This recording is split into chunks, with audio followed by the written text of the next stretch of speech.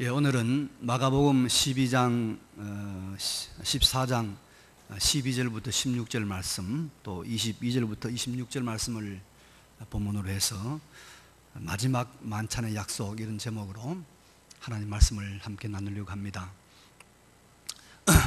오늘 이 말씀의 그 주제를 가지고 그림을 그렸죠. 유명한 다빈치라는 사람이, 레오나르도 다빈치가 그린 그림이 바로 오늘 이 본문의 말씀을 주제로 했죠. 최후의 만찬, 이런 그림입니다. 최후의 만찬 많이 보셨죠? 근데 이 그림은 크기가 상당히 커요. 크기가 가로가 8m 80cm, 세로가 4m 60, 굉장히 크죠. 그래서 회반죽에다가 달걀 노란자, 그리고 또 이 아교를 섞어서 만든 템페라 방식이라는 그림으로 그림을 그렸다고 그럽니다. 이 그림 어디냐면 이탈리아의 밀라노에 있는 산타 마리아 교회 식당에 걸려 있습니다. 식당 벽화입니다. 식당 벽화.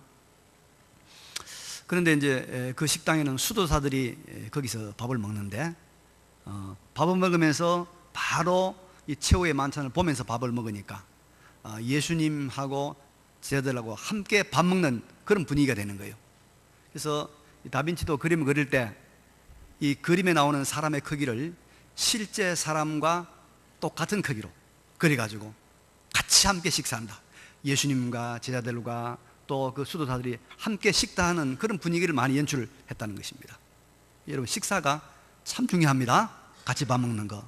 오늘도 다 밥을 드시고 가시기 바랍니다. 밥을. 그런데요, 이 최후의 만찬 그림에 굉장히 재미있는 숨겨진 이야기가 하나 있습니다. 이 다빈치가 그림을 그릴 때 예수님을 모델로 해야 되니까 얼마나 잘생기고 선한 사람을 불러와야 되겠습니까? 그래서 그 사람을 불러다가 예수님을 모델로 해서 그 사람의 그림을 그렸어요. 근데 그림이 그리는 기간이 몇 년이 걸린 거예요. 오래 걸린 거예요. 마지막에 그림을 누구 그렸냐면 예수님 팔아버리는 가룟 유다를 그리게 된 거예요. 이 가룟 유다를 어떤 사람을 부르다가 모델로 했으면 좋겠나 싶어서 찾아간 거예요. 한 사람 불러다가 이렇게 이 흉악하게 생긴 사람을 가룟 유다를 하면 좋겠다. 그래서 가룟 유다를 딱 세워서 그림을 그렸는데, 그 사람이 알고 보니까 몇 년 전에 예수님 모델을 했던 사람이에요. 몇 년 동안 이 사람이 술 먹고 방탕하고 죄악에 빠지니까 얼굴이 가룟 유다 얼굴이 된 거예요. 여러분, 그래서 마음이 변하면 얼굴도 변합니다. 그런 말이 있잖아요. 사람이 40이 넘어가면 자기 얼굴이 책임져진다고. 제가 우리 실버, 우리 일 장님을 보면요, 천연들보다 더 이뻐. 얼굴이 얼마나 마음이 착한지. 젊어도 얼굴이 형편없이 이렇게 그런 사람이 있거든요. 우리가 항상 내 얼굴이 좋게 나타나도록 기도 많이 하고 마음을 바로 가져야 될 줄로 믿습니다. 자, 예수님께서 이제 이 최후의 만찬을 하시는데, 이 최후의 만찬 식사는 유대인의 명절 중에서 가장 중요한 명절인 유월절 절기 중에 있었던 일입니다. 유대인들은 그들의 달력으로, 그들의 신앙 달력으로 1월 14일, 우리말로 말하면 3월 중순쯤 됩니다. 그때 1월 14일 밤에 양의 고기와 그 다음에 누룩 없는 떡과 그 다음에 포도주와 또 썬나물을 먹으면서 유월절을 지키는데, 중요한 게 있어요.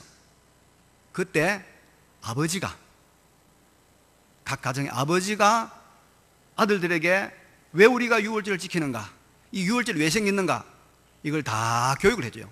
아버지들 알겠죠? 아버지들 그래 해야 돼요. 항상 이 유월절 시간에 아버지들이 유월절 모든 그런 역사를 이야기해 주는 그런 유래가 있습니다. 그리고 이제 이 유월절 식사 끝난 다음에 일주일 동안 무교제를 해서 일주일 동안은 누룩 없는 부풀지 않은 딱딱한 떡을 먹습니다. 그리고 일주일 동안은 집안의 모든 누룩을 보이면 안 돼요. 미리 다 치워서 누룩을 보면 안 돼요. 누룩 없는 절기다 해서 무교절이다, 그래 말합니다. 예수님께서 마지막 돌아가시기 전에 이 유월절이 다가온 거예요. 제자들에게 오늘 12절부터 보면 유월절을 준비하라고 아주 구체적으로 세세하게 물 한 동이를 이고 가는 사람 만날 거니까 이야기하면 그 사람이 좋은 격식을 보이라. 아주 철저하게 주님은 세심하게 유월절 준비를 시키는 거예요. 예수님도 여러분 준비를 철저하게 잘했어요. 근데 오늘 여기 보니까 요 물컵이 없더라고. 이걸 들고 아무리 해도 아무도 나를 안 쳐다봐. 우리가 준비가 잘 돼야 돼, 뭐든지. 예수님도 다 준비했단 말이에요. 어제 청소 열심히 잘 준비했는데요. 자, 그래서 이제 예수님께서 유월절 식사를 하시면서 그 유월절 식사하는 여러 가지 절차가 복잡한데 그 중에 예수님께서 몇 가지를 가지고 우리 신약에서 가장 중요한 예식인 성만찬을 처음으로 제정하신 거예요. 성만찬. 그런데 이 성만찬은 예수님의 우리를 구원한 이 구원의 모든 그런 의미를, 예수님의 모든 구속사역의 모든 것들을 아주 함축적으로 잘 보여주고 있는 것이 성찬입니다. 성찬. 오늘은 이 본문에 나와 있는 성찬식을 가지고 우리 함께 나누려고 합니다. 먼저 예수님이 이 성찬식을 유대인들이 아주 소중하게 여기는 이 유월절 날, 유월절에 예수님께서 이걸 제정했습니다. 유월절에 예수님께서 유월절에 이 성찬을 제정하시고 유월절에 자신의 구속에 대한 모든 것을 함축적으로 보여주신 것은 무슨 뜻이냐면 예수님 자신이 바로 유월절 어린 양이라고 하는 것을 가리키고 있습니다. 예수님 자신이 유월절 어린 양이다. 자, 이스라엘 백성들은 유월절을 잊을 수가 없습니다. 왜 그러냐면은 그들의 역사를 돌아보면은 애굽에서 한 400년 동안 아주 참 비참한 종살이한 그런 때가 있었습니다. 40년이 아니고 400년입니다. 마지막에는 어느 정도 비참했냐면 남자아이를 낳으면 남자아이는 다 강물에 던져 죽여야 돼요. 그런 비참한 세월을 지냈습니다. 그래서 그들이 하나님께 부르짖었죠. 아브라함 하나님, 이삭의 하나님, 야곱의 하나님, 우리를 살려달라고 부르짖으니까 하나님께서 구원자 모세를 보냈습니다. 하나님께서 보낸 모세가 이제 애굽에 가서 바로에게 내 백성을 내놓아라. 하나님께서 말씀하신다. 이 백성을 보내라. 바로가 보내지 않습니다. 그렇게 많은 종을 보낼 수가 있겠습니까? 그래서 하나님께서 애굽 땅에 이제 재앙을 내립니다. 하나님의 능력과 하나님의 권능을 보여줍니다. 그래서 물이 피가 되게 하고 개구리가 올라오고 메뚜기가 점령을 하고 또 짐승이 죽고 흑암이 오고 이런 참 정말로 끔찍한 9가지 재앙을 애굽에 내리지만은 이 강팍하고 못된 바로가 절대로 안 내보내주는 거예요. 그래서 하나님께서 마지막으로 한 가지 재앙을 내리기로 말씀하셨어요. 내가 애굽 땅에 있는 모든 첫 번째 난 것들, 사람이든 짐승이든 첫 번째 난 것은 다 죽이겠다. 장자 재앙을 내리겠다는 겁니다. 장자. 그런데 그때 하나님께서 한 가지 그 장자 재앙에서 피할 수 있는 길을 주셨어요. 이렇게 하면 너희들이 산다. 내가 약속하마. 누구든 이렇게 하면 산다. 1년 된 어린 양을 잡아서 피를 흘리고 그 피를 문인방과 문설주에 바르라. 그리고 그 집안에 들어가 가만히 숨어서 거기서 양의 고기를 구워 먹고 쓴나물 먹고 내 시킨 대로 요 유월절 식사하면은 죽음의 사자가 그 양의 피가 발린 집은 뛰어넘어간다. 그래서 그걸 믿는 히브리 사람들은 다 그대로 양을 잡아서 피를 바르고 그 집안에 들어갔습니다. 약간 이렇게 할 필요 있겠냐? 거짓말이다. 믿지 않던 사람들은 그날 밤에 다 통곡의 시간을 보내야 했습니다. 왕의 아들로부터 종의 아들까지 모든 장자, 모든 초대는 다 죽임을 당하는 끔찍한 장자재앙이 일어난 것입니다. 이 장자재앙 앞에서 바로와 이스라엘 백성들은 은금 폐물을 주면서 이스라엘 백성을 내보내는 겁니다. 빨리 가라. 너희들 있다간 이 나라가 완전히 다 파멸되고 말겠다. 내보내는 겁니다. 이것이 바로 유월절입니다. 유월절. 그래서 유월이란 말은 무슨 말은 뛰어넘을 유자, 뛰어넘을 월자. 죽음의 사자가 뛰어넘는다. 뛰어넘을 월자입니다. 뛰어넘을 유자입니다. 뛰어넘는다. 그래서 유월절 식사는 이스라엘 백성들이 생명과 자유를 얻은 것을 기념하면서 모세가 정하여 준 대로 썬나물과 양고기와 또 누룩없는 떡을 먹으면서 이제 하나님의 구원 역사를 아버지들이 설명하고 이야기해 주는 절기입니다. 자, 근데 여러분, 구약은 신약의 그림자입니다. 구약은 그림자고 신약은 실체입니다. 그래서 이스라엘의 생명과 자유를 가져오겠던 그 피 흘려 죽은 그 1년 된 어린 양은 바로 누구를 예표하고 있습니까? 예수 그리스도를 상징하고 예수 그리스도를 예표하고 있는 것입니다. 그래서 세례 요한은 예수님을 보고 이렇게 말합니다. 구약의 가장 탁월한 선지자 세례 요한이 예수님 보고 하는 말이, 보라, 세상 죄를 지고 가는 하나님의 어린 양이로다. 죄 때문에 영원한 죽음을 당해야 되는 그 인생을 구원하는 하나님의 어린 양이라고 말하고 있는 것입니다. 그래서 유월절 어린 양의 피를 통해서 이스라엘은 육체의 생명을 얻었습니다. 그러나 신약의 백성들은 진정한 어린 양 되신 예수님을 통해서 영원한 불멸의 생명을 얻게 됩니다. 영원한 불멸의 생명을 얻게 됩니다. 어린 양을 통해서 이스라엘이 땅의 자유, 민족의 자유를 얻었다면 우리 신약의 성도들은 예수님을 통해서 참된 자유, 영적 자유, 절대의 자유를 얻게 되는 것입니다. 이것을 가리키고 있는 것입니다. 여러분, 교회는 어떤 교회로 생각합니까? 교회는 뭐 하는 곳이라고 생각합니까? 교회는 와서 위로받고, 교회는 와서 좀 우리가 무슨 뭐 도움 받고, 교회는 와서 좀 뭐 교제하고 그런 걸 생각합니까? 예, 그것도 틀린 말은 아닙니다. 그러나 여러분, 우리 기독교 복음이 교회가 무엇인가를 가장 정확하게, 가장 함축적으로 우리에게 알려주는 성경 구절이 있습니다. 우리가 다 아는 말씀이죠. 여러분 말씀 한번 해볼까요? 요한복음 3장 16절 시작. 하나님이 세상을 이처럼 사랑하사 독생자를 주셨으니 이는 그를 믿는 자마다 멸망하지 않고 영생을 얻게 하려 하십니다. 영생을 얻게 하십니다. 영원한 생명, 영생을 얻는 것이 여러분 기독교입니다. 예? 영생 얻지 못하면 기독교 교회 나오는 거 아무 의미가 없어요. 영생 얻는 거예요. 영원한 생명. 히브리 백성들이 거기서 다 죽어가는 데서 육의 생명을 얻었던 것처럼 어린 양 대신 예수 그리스도로 말미암아서 우리 믿는 사람들이 다 영원한 생명을 얻는 것, 이게 복음인 줄로 믿습니다. 이 복음을 말하자면 다 가짜 교회입니다. 이 설교를 하지 않으면 다 그건 가짜 목사입니다. 복음이요, 생명이요. 이것 때문에 우리가 예수 믿는 거예요. 이것 때문에 우리가 기뻐하는 거예요. 이사야 60장 20절 이하에 보니까 이런 말씀이 있습니다. 다시는 내 해가 지지 아니하며, 세월이 안 간단 말이요, 내 달이 물러가지 아니할 것은 여호와가 내 영원한 빛이 되고 내 슬픔의 날이 끝날 것입니다.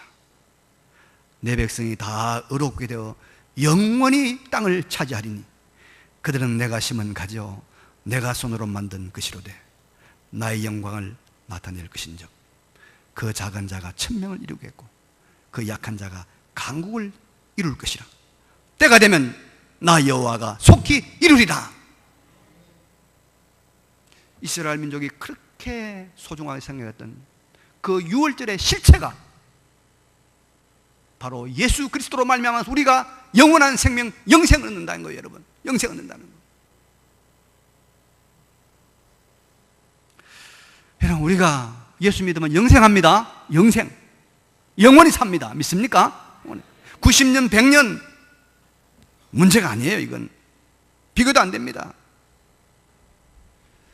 이것이 가능한 것은, 우리의 영생이 가능한 것은 우리를 위해서 죽으신 분, 우리의 죄를 대속하여 어린 양 되신 예수 그리스도가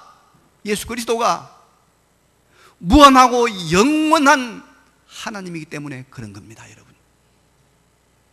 무한하고 영원한 하나님, 그분의 죽음이 있기 때문에 우리가 담대하게 영생의 세계에 들어갈 줄로 믿습니다.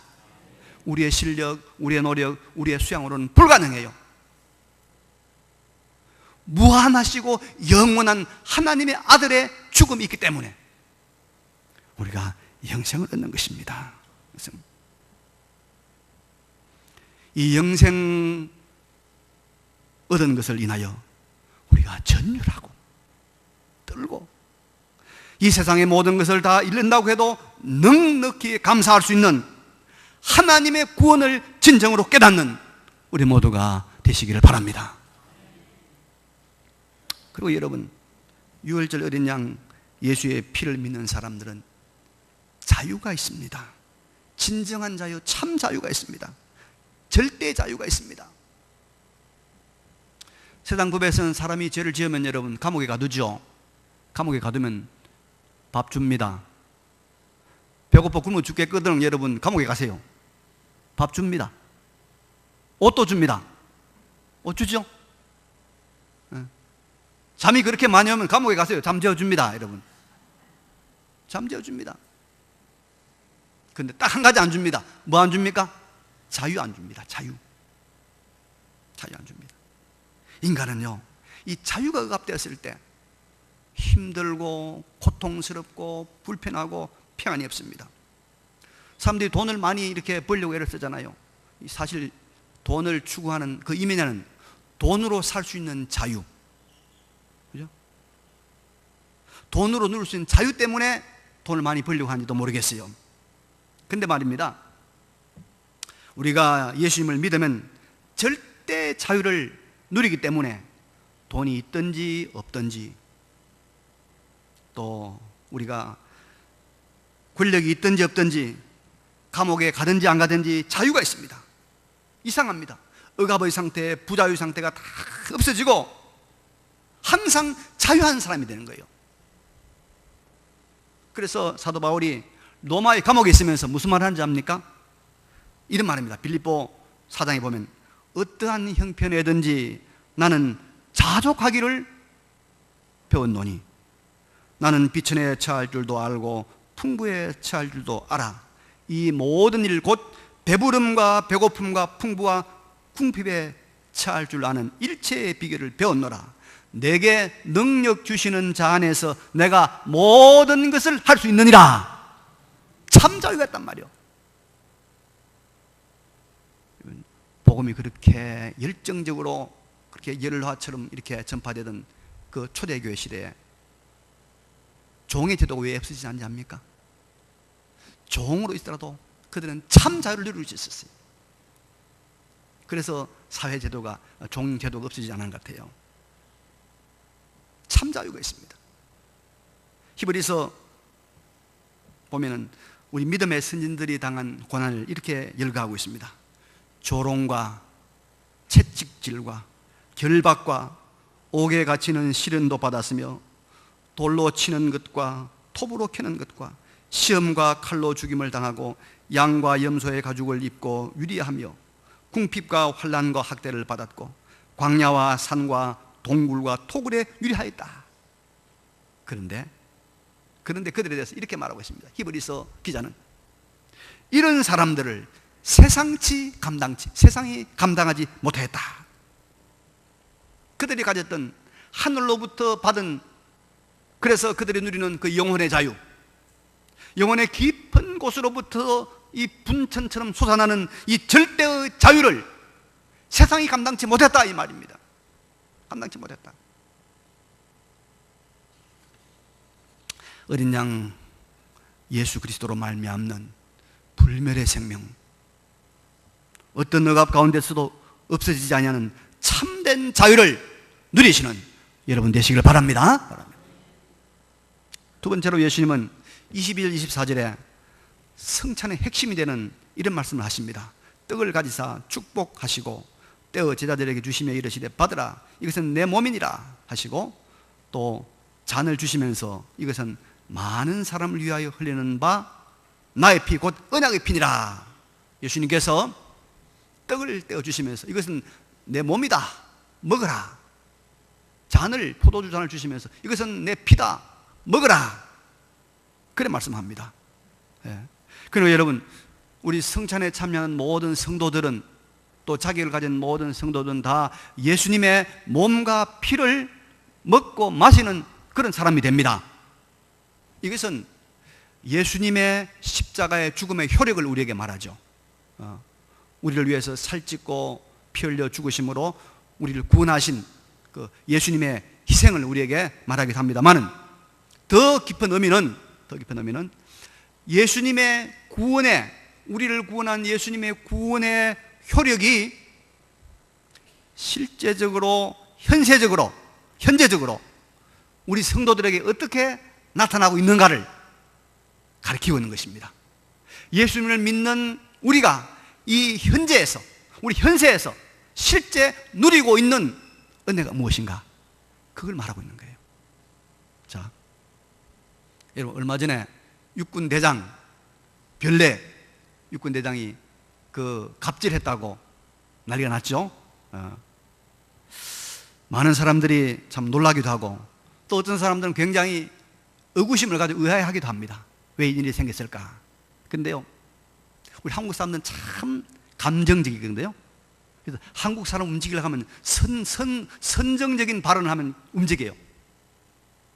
감정을 자극하는 말하면 한국 사람 움직인단 말이에요. 근데 그게 뭐냐 하면 전자팔찌.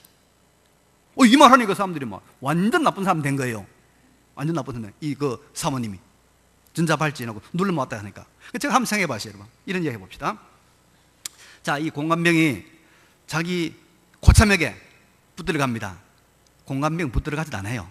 공감병은 특과병의 특과니까. 붙들어 가세요. 그래서 막 이제 막 고참들이 막 괴롭혀요. 막 때리려고 그러고 막 기합 주고 막 갈구고 해서 한 30분 갈구는데 견딜 수가 없네. 도망가고 싶어도 막 둘러싸고 도망을 못 가요. 그런데 전자 팔찌에서 삐삐삐삐 소리 온단 말이야.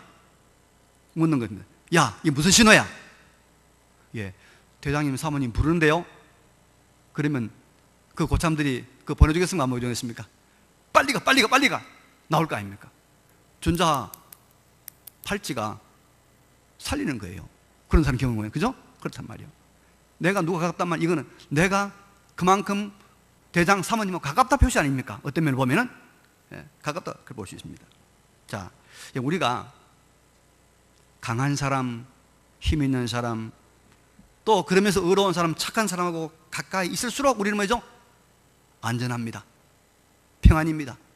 행복입니다. 거리가 가까우면 가까울수록 나는 더 평안이고 더 안전입니다.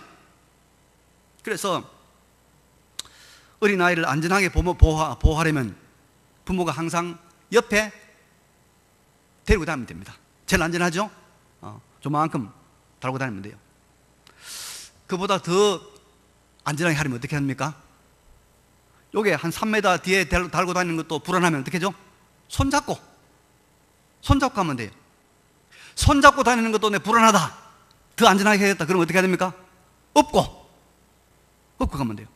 그것도 불안하다, 그러면 캥거루 점역에다가 주머니 크게 주머니 넣어가야 되는데, 항상 그보다 더 안전하게 항상 내가 안전하게 보여야 돼. 그러면 내 뱃속에 넣어다니면 돼. 뱃속에. 안 그렇습니까?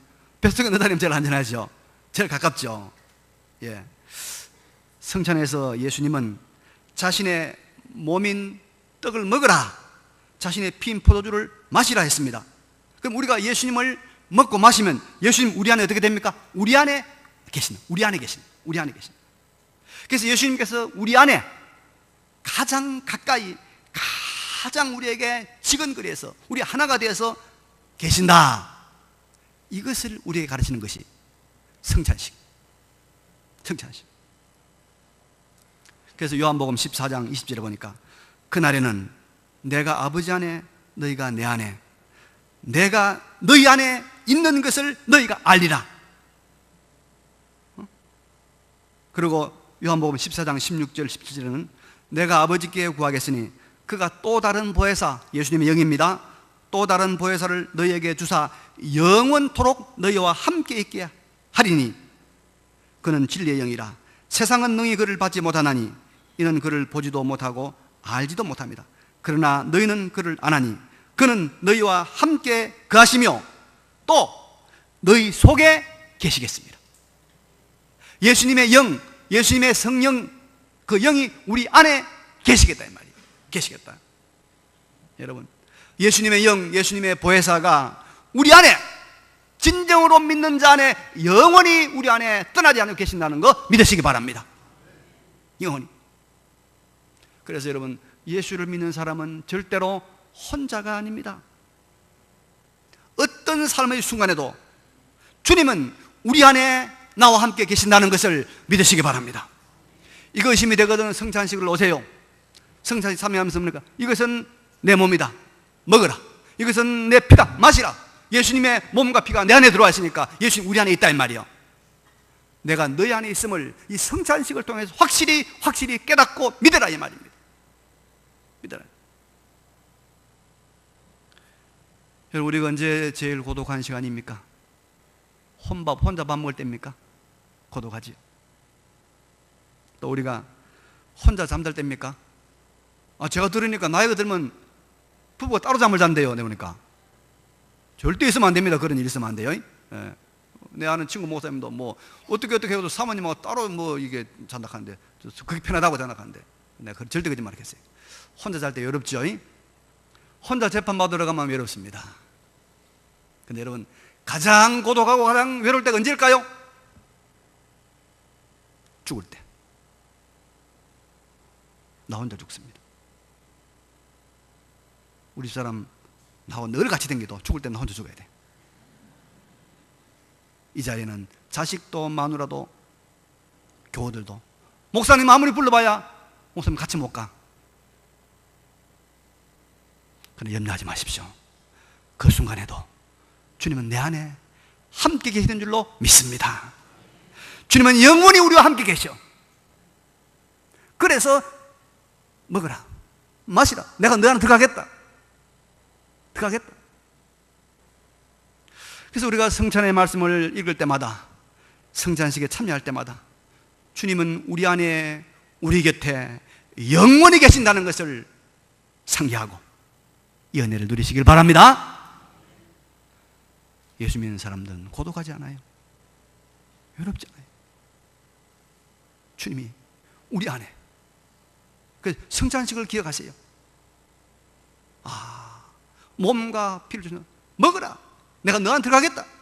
영원히 함께한다. 그리고 주님은 25절에 보니까 진실로 너희에게 이르노니 내가 포도나무에서 난 것을 하나님 나라에서 새 것으로 마시는 날까지 다시 마시지 아니하리라. 여기 하나님 나라에서 새 포도주를 마실 것을 말씀하고 있습니다. 이것은 종말에 이루어질 천국 메시아 잔치를 말하고 있습니다. 종말에 하나님의 나라가 이루어질 것이고 그때 우리가 새 포도주를 마실 것이다. 그때 마실 때까지 나는 지금은 갖지 못한다, 그 말이죠. 그래서 이사야 25장 6절 8절에 이런 말씀이 있습니다. 종말에 이루어질 메시아 나라에 대해서, 종말 메시아 잔치에 대해서 만군의 여호와께서 이 산에서 만민을 위하여 기름진 것과 오래 저장하였던 포도주로 연회를 베푸시려니 곧 골수가 가득한 기름진 것과 오래 저장하였던 맑은 포도주로 하실 것이며 또 이 산에서 모든 민족의 얼굴을 가린 가리개와 열방에 덮인 덮개를 제하시며 사망을 영원히 멸하실 것이라. 사망을 영원히 멸하실 것이다. 메시아 잔치가 있는 그 종말에 주 여호와께서 모든 얼굴에서 눈물을 씻기시며 자기 백성의 수치를 온 천하에서 제하시리니 여호와께서 이같이 말씀하시느니라. 여러분, 우리가 가서 영원히 살 영생의 하나님 나라에 대해서 분명히 우리가 말할 수 있는 것은 그 나라는 즐겁다는 것입니다. 혼인잔치와 같이 즐겁다는 것입니다. 계시록 19장에 어린 양의 혼인잔치에 청함을 받은 자들은 복이 있도다.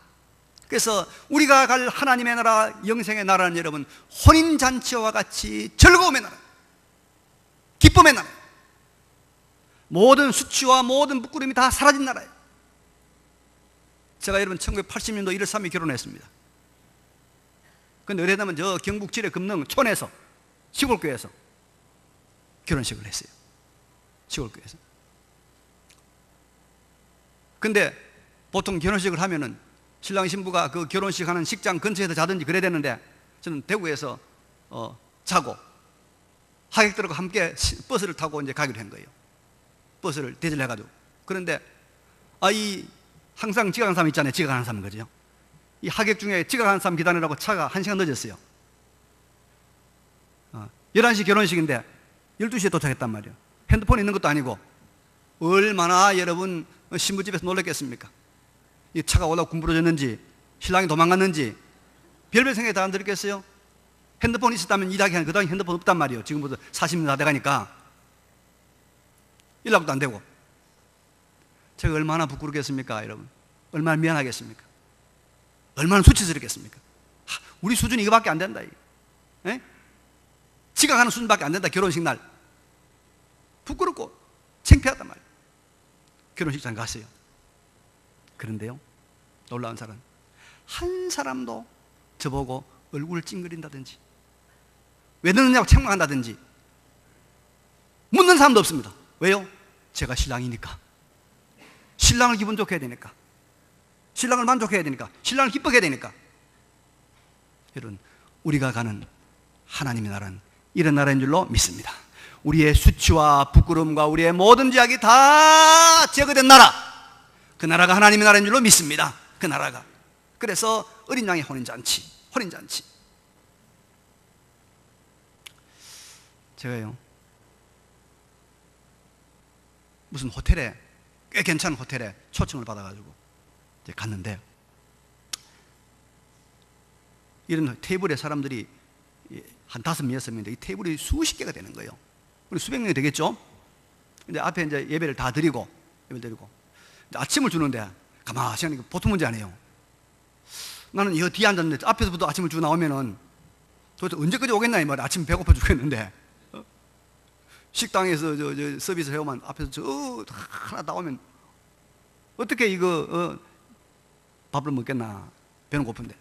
근데요, 제가 유심히 보니까 그 호텔 벽 뒤에다가 다른 방이 하나 있는데 방에 서비스하는 이 웨이터들이 수십 명이, 아니 수백 명이 될 것 같아. 다 대기하고 있는 거예요. 식사 하자마자 여기 땅 하자마자 전부 쫙 까만 양복 입고 나와서 각자 식탁으로 바로바로 가더라고. 야, 하늘나라 이랬다. 수많은 성도들이 올라가도 그 수많은 성도들을 대접하고 환영하고 서비스할 천사의 수가 더 많다. 믿으시기 바랍니다. 더 많은 천사들이 우리 위해 대비하고 있는 거예요. 그래서 기다릴 필요가 없어. 천국은 우리 위해 특별 천사들이 얼마든지 대기하고 있는 곳입니다. 이 기쁨의 나라가 하나님의 나라입니다. 여러분, 이 하나님의 나라가 있다는 것을 확실히 믿음으로 우리가 전율해야 돼. 떨어야 돼. 기뻐해야 돼. 이게 예수 믿는 거예요, 여러분. 이게 신앙생활 하는 거예요. 이런 감동과 이런 우리가 깨달음이 없다는 것에 대해서 눈물을 흘리며 회개하고 통곡해야 될 줄로 믿습니다. 이게 예수 믿는 거예요. 이런 감동이 없던 하나님, 이런 깨달음을, 이런 감동을 주옵소서. 왜 이렇게 하나님 어둡습니까? 왜 이렇게 깜깜합니까?